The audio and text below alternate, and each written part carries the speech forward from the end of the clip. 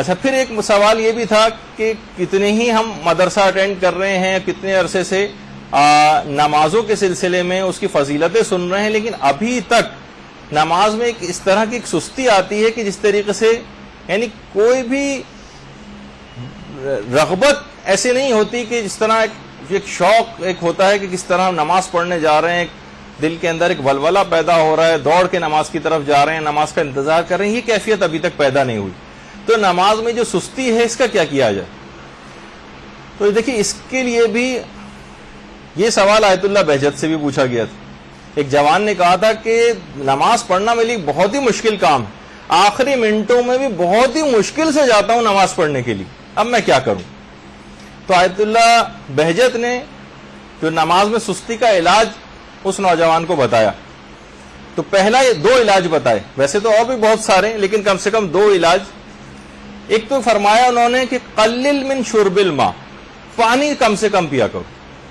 یہ بہت سے سارے افراد کو ہو سکتا ہے کہ آج کل کیونکہ میڈیکل سائنس آپ کو پتا ہے کہ وہ بہت زیادہ ہم لوگ اسی کو زیادہ اوتھینٹک اور حجت سمجھتے ہیں، اگرچہ بہت سی روایات میں بھی زیادہ پانی پینے کی ممانعت ہے، لیکن یہ کہ بہرحال لوگ کہتے ہیں کہ بھئی اب زیادہ سے زیادہ پانی پینا چاہیے، روزانہ اتنے گلاس تو ضروری پانی پینا چاہیے. ہو سکتا ہے کچھ عرصے کی جتنی سائنس نے اپنے اندر تیزی کے ساتھ نظریات تبدیل کیے ہیں اور کسی بھی علم نے شاید اتنی تیزی سے تبدیل نہیں کی.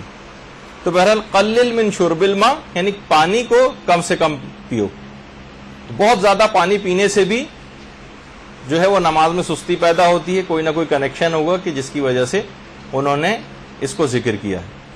دوسری چیز آیت اللہ بہجت نے اور فرمائی کہ قرآن کی ایک آیت ہے، بلکہ سورہ انعام کی آیت نمبر 133، وَرَبُّكَ الْغَنِيُّ ذُو الرَّحْمَةِ. یہ قرآن کی ایک آیت ہے کہ اس آیت کو زیادہ سے زیادہ پڑھا جائے تو نماز میں سستی اور کاہلی اور ایک جو بے اعتنائی سی پیدا ہوتی ہے وہ دور ہو جائے گی. وَرَبُّكَ الْغَنِيُّ ذُو الرَّحْمَةِ، یہ زیادہ سے زیادہ پڑھا جائے. وہ بچے اور نوجوان کے والدین جن کے سلسلے میں پریشان رہتے ہیں کہ ان کو کوشش کر کر کے ہم تھک جاتے ہیں، نماز کے لیے آمادہ نہیں ہوتے، ان کو بھی آپ یہ بتائیں کہ چھوٹی سی ایک آیت ہے، اس کا ایک ٹکڑا وَرَبُّكَ الْغَنِيُّ ذُو الرَّحْمَةِ، یہ سورہ انعام کی آیت نمبر 133، یہ بچے سے کہیں کہ روزانہ زیادہ سے زیادہ پڑھ لے تو آپ کچھ ہی دیکھیں گے، دنوں میں دیکھیں گے کہ یہ تبدیلی اس کے اندر ایک رونما ہونے لگے گی اور نماز کی طرف خود بخود رغبت ہو جائے گی.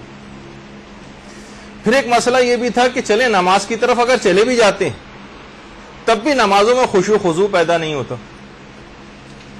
نمازوں میں خشوع و خضوع، اس کا جواب بھی ظاہر ہے کہ علماء ہی سب سے زیادہ بہتر دے سکتے ہیں. تو آیت اللہ بہجت نے اس کے بھی نمازوں میں خشوع و خضوع کے لیے کیا کریں. ویسے جو بہت پرانا گروپ یہاں پہ بیٹھا ہوا ہے، نماز میں خشوع و خضوع کے 35-40 طریقوں کے اوپر ہماری کلاس ہو چکی ہے. بہت اگرچہ اس کو 7-8 سال ہو گئے کلاس کو، لیکن یہ کہ انشاءاللہ آپ لوگوں کے لیے ذرا نئے انداز سے دوبارہ وہ کلاس لینی ہوگی تاکہ سب کے لیے پھر فائدہ مند اور کارآمد ہو جائے. اس میں پریکٹیکل طریقے ہم ذکر کریں گے کہ نمازوں میں ہم خشوع و خضوع کیسے پیدا کریں. آیت اللہ بہجت کے صرف 2 طریقے آج انہوں نے فرمایا کہ ایک تو امام زمانہ علیہ السلام سے توسل حقیقی پیدا کریں، اللہم صلی علی محمد وعلی محمد،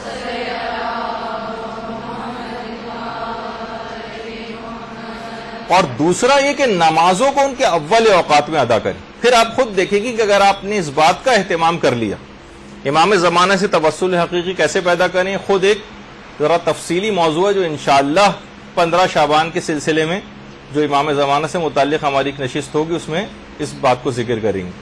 اور نمازوں کو ان کے اول اوقات میں ادائیگی خود اس بات کا لازمہ بن جائے گی کہ آپ کا نمازوں میں خشوع و خضوع خود بخود پیدا ہو جائے.